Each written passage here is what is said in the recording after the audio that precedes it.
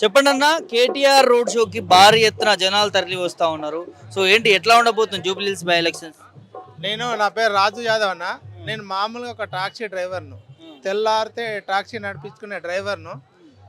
తెలంగాణ వచ్చిన తర్వాత కేసీఆర్ సారు డ్రైవర్ల పక్షాన నిలబడి వాళ్ళ కష్టాలు సుఖాలు ఆలోచించి డ్రైవర్లు అనుకోకుండా చనిపోయినప్పుడు యాక్సిడెంట్ అది. దానికి ఒక 5 లక్షల బీమా తీసుకొచ్చాడు.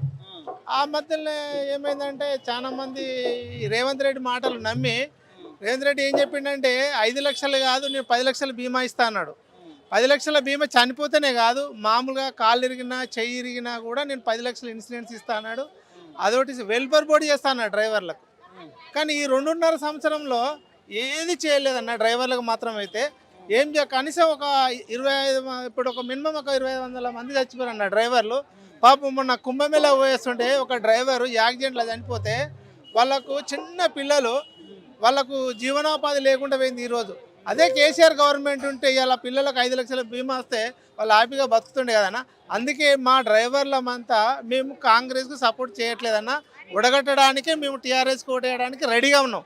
ఎందుకంటే మా జీవనోపాధి డ్రైవరు 24 గంటలు నడుపుకోవాలి రోడ్ల మీదనే.